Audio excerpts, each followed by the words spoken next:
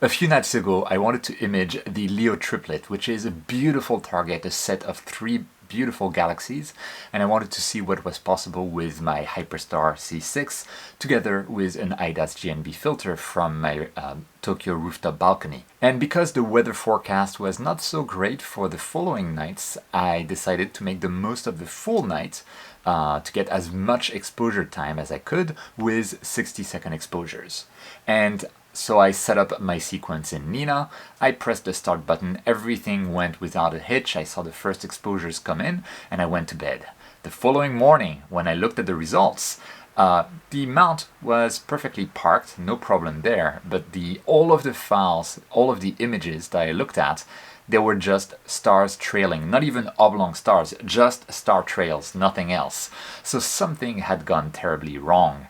So I looked at what went wrong. We're gonna look at the investigation during this video, but I'll give you a spoiler alert first. Something I had completely forgotten about because I'm so used to fully automated sequences that just work, was that I had never done a Meridian Flip with the ZWO AM5 mount, and therefore I don't know the intricacies that it has with its ASCOM driver on the PC, and this is something I had completely forgotten about. So in this video, not only will I show you how I investigated the root cause, because the Meridian Flip part actually didn't come to mind until I looked at the logs, because sometimes I'm an idiot, and I'm also going to show you the settings that I eventually went for with the ZWO AM5 that I have checked worked for the Meridian Flip, at least for me. So because the stars were trailing, it seemed to me that maybe guiding would have had some impact there, right?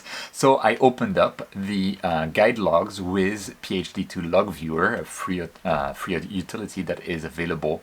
I'll put the links down below. And you can see that for that night, I see tons of guide logs, which you're not supposed to see. You're supposed to have just like one single humongous guide log of a few hours long, maybe separated by the Meridian Flip, so maybe two of those, but not like that many there. And if I click on any of them, it's completely crazy, minus 1000 arc seconds, and you can see the blue curve is the RA, that's like just going haywire. It's completely wrong. If we look at the very first one of 1 hour and 50 minutes, you can see it's fine, or at least we don't know at this scale, but towards the end, suddenly, bam, it gets completely crazy.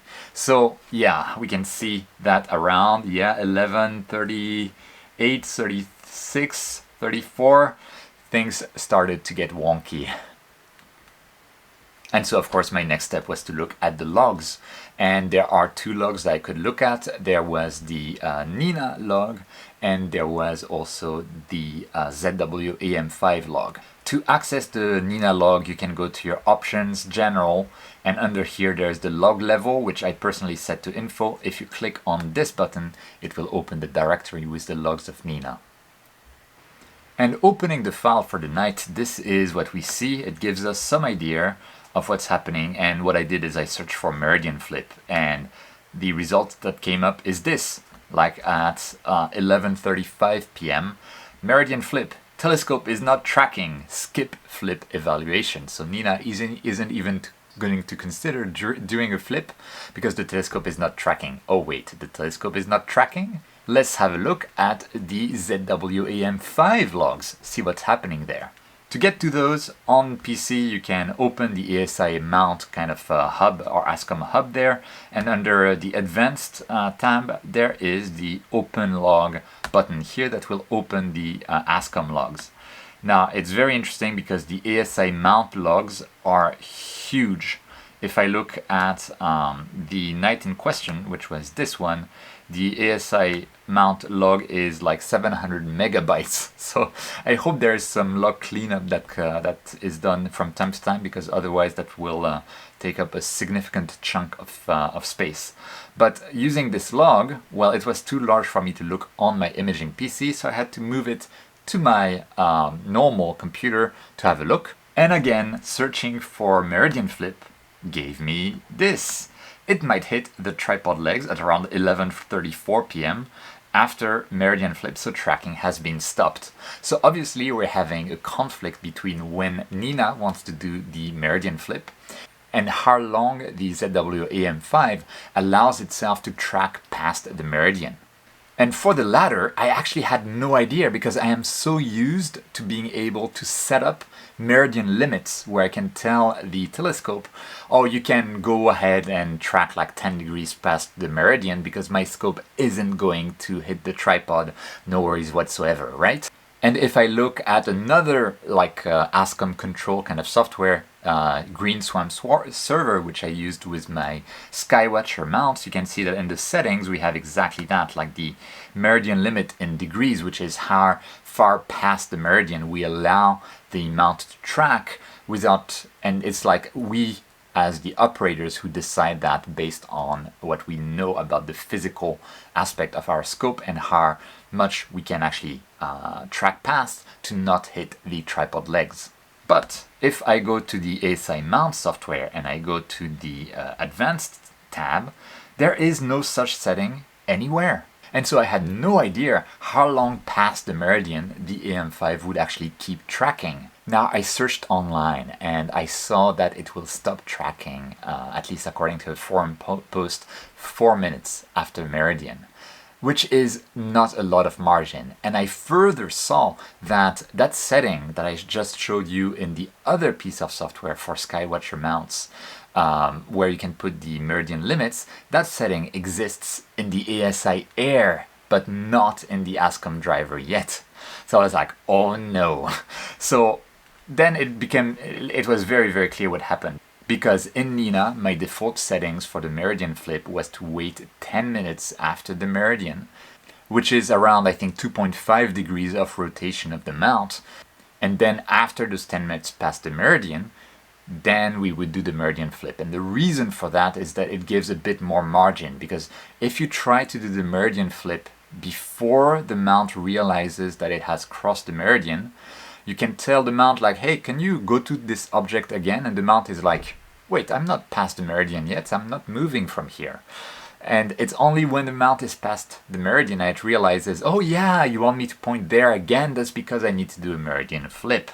And so that is why I had this setting. This setting, by the way, in N.I.N.A, it is under options and imaging here, and we have it here on the right hand side, like the minutes after the meridian that we want to perform the flip ideally are the max minutes after the meridian that we want to perform the flip. And I had both set to 10 minutes.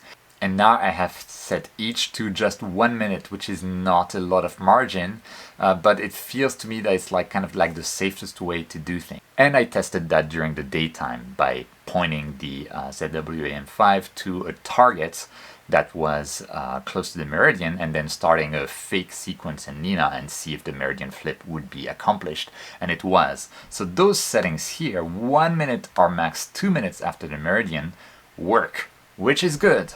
But I get the feeling it's a bit too tight, and so what I've decided to do before I image is to always make sure that in the advanced tab of the ASI mount I sync from PC to mount to sync the exact time so that we're in sync, because if the time is wrong by even 1 minute, then we could reach the problem where N.I.N.A asks for the flip but the mount doesn't flip. Not completely sure, but it's like, yeah, it's a bit dodgy.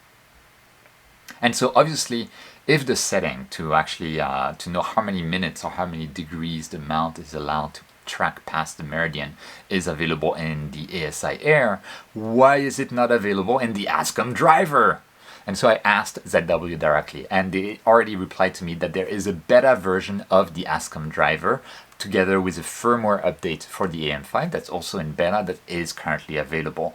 Now when I looked, I'll put the links down in the description, although when I looked at the comments there seemed to be a few bugs that were left in those firmware and ASCOM driver. So for now I'm just like staying on the old firmware and the stable versions of both firmware and ASCOM driver, knowing that at least from my tests indoors, since it's currently raining, I cannot test outside, the Meridian Flip is now working. So overall, this was quite kind of it was both an expensive and an inexpensive lesson. The expensive because I lost quite a lot of imaging time when I really wanted to image before the weather deteriorated, so that's a bummer. But inexpensive because I hadn't even thought about mount limits, and so it's good that at least there are limits implemented by default by ZW to make sure that the equipment isn't damaged. And so I'm wondering, how do you guys set the Meridian Flip? And I'd be interested to hear from you ASI Air users what features you have available in ASI Air that is not available in ASCOM. And that's kind of like one of the fears that I have, like, are people who are not using the ASI Air like kind of like second-class citizens in terms of the software support for the mount? It doesn't look like it because, like, obviously ZW is improving the ASCOM driver to take into account the feedback, and they already had a beta version ready when I asked the question.